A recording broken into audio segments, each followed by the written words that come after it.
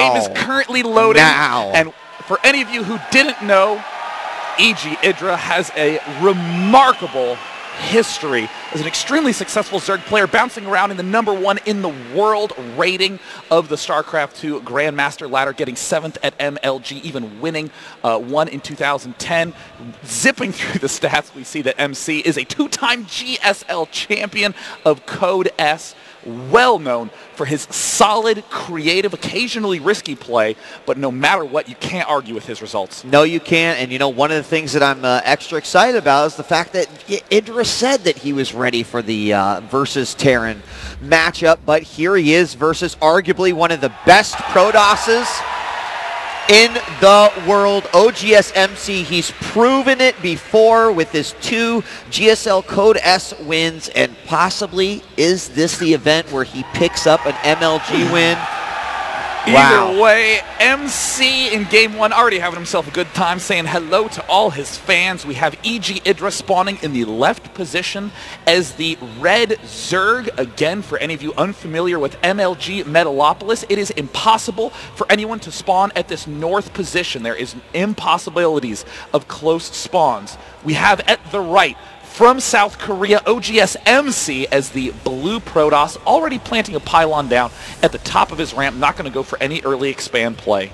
I'm really, I mean, it's not very often that we get to see the amazing Korean players here on U.S. soil, but the fact that we're getting to see this matchup first is just an amazing treat. So I want to personally thank MLG for giving us the best seat in the house, and hope you guys will do exactly the same.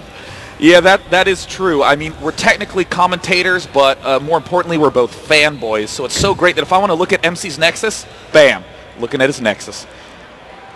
Looks like there we see the gas going down for MC. Already a very typical opening coming out from MC. Likely going to be going for probably a pretty typical expand build, but we've seen a lot of craziness out of MC, occasionally going for Stargates, doing a lot of action with that. But it looks like Idra could already be in a little bit of trouble as MC is trying to block that Expo hatch. And it did look like Idra was preparing for this exact thing to happen. Now, when 100 minerals comes up, oGsMC is bound to put down this pylon, but it looks like he might be able to break away. He just doesn't have enough for the hatchery. So will the pylon go down? No. However, keep in mind the pool did go down, and it's almost completed. There, the hatchery will safely get down, so not delayed too much. And we saw Idra actually preparing for this, and that he didn't have enough money for the hatch, and then continued to throw down the extractor for almost the whole time there was the dance of the drones there. Was not enough money to even plant the hatchery. Nice planning there by EGIdra. We see the cybernetics core going down right now for oGsMC with a typical wall off, and whoops, second gas very early on. Still nothing out of the ordinary, and I love when Idra does this. His characteristic, only build 2 Zerglings and then completely cut that out for the rest of the early game. Gonna mass those drones up as quickly as possible. Yeah, Idra's also just has 1 drone on his extractor, and this is something we've been seeing him do a lot more lately, opting to go at that really late speed and just basically drone up to you know, a happy little Zerg count that they like to get up to. So he's going to add a few more now to there, putting it up to 3, just getting as much as he can. This little probe from MC still making his way into the natural, but he'll eventually get chased away, and that hatchery is about ready to complete. This probe is pretty bold, hanging out with just 5 hit points, but MC is a GSL champion, but if the GSL champion loses his probe, I guarantee there's going to be an erupting crowd cheer, because they will have any excuse at all to make a whole bunch of noise, but will this probe end up getting away? This is always a very nice convenience if you can keep that alive, but no!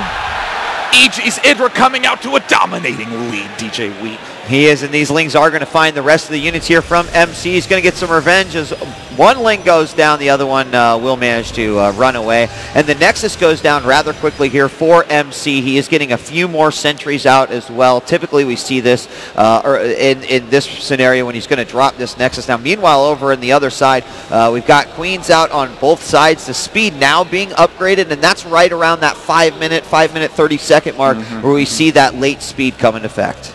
So now we see EGIdra. Look how incredibly low both of these queens are on energy. EGIdra impeccable with that timing. And look, another expansion going down for EGIdra.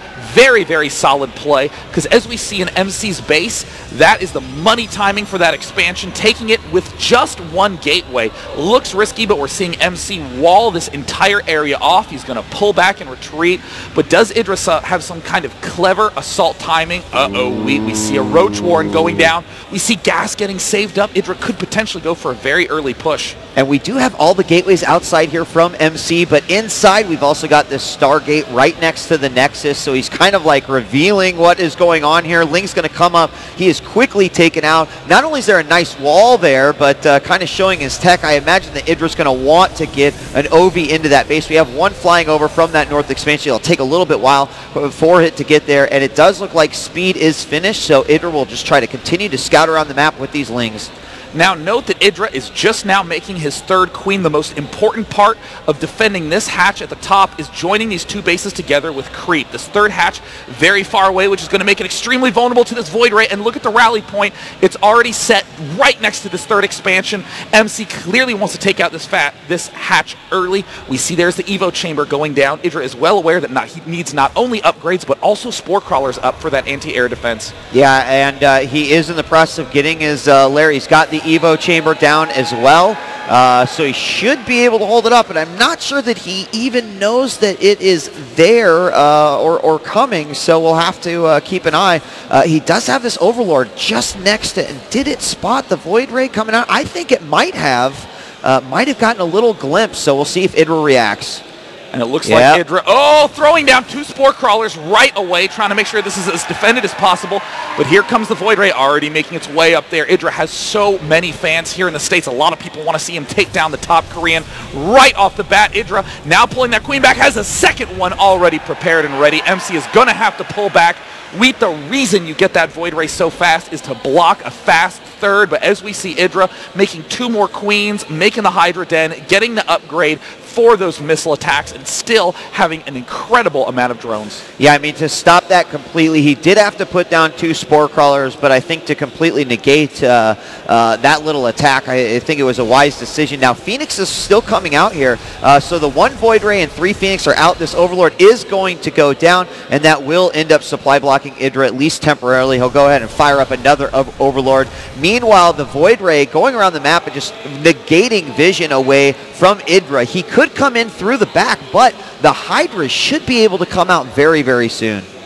This is going to be a nice temporary defense against this air, but EGIdra does not want to spend that much on air. And oh my goodness, it looks like EGIdra has three queens, but one is getting caught off guard with that lift. All of them getting lifted up in the air. One queen ends up falling. EGIdra having all these queens caught out of position and has more than enough energy to do a double relift. Better not lose that one Void Ray, and it looks like the two queens getting low on health. One falls, the third one is going to go down, and now we see MC slowly making his way into the main base. And Void Ray is going to start hitting this Roach Warren. We do have a couple of Hydras out, but in numbers, they're going to be incredibly weak versus these Phoenix. There goes the first one. They fall down oh so quickly, and even though we do have this Spore Crawler right here, we'll not even see a Phoenix fall. Even the Void Ray gets away with 21 points of health, and the Phoenix numbers are really increasing. However, there are 4 more Hydras on the way and 3, I believe, out on the map. And we can see EGIdra's money getting quite high right now. He's still trying to make as many drones as he possibly can, but as we were saying before that action got heated up, EGIdra wants to make as little anti-air as he possibly can. He wants to have just enough to deter these Phoenixes from doing that much, because as we can see, MC is preparing for a huge push coming up. Forge and Robo going down, Twilight Council. A lot of Protosses have started to wait to attack until they have Blink and a lot of upgrades, but man, MC is being very, very aggressive this game. The Twilight Council finishing up as well for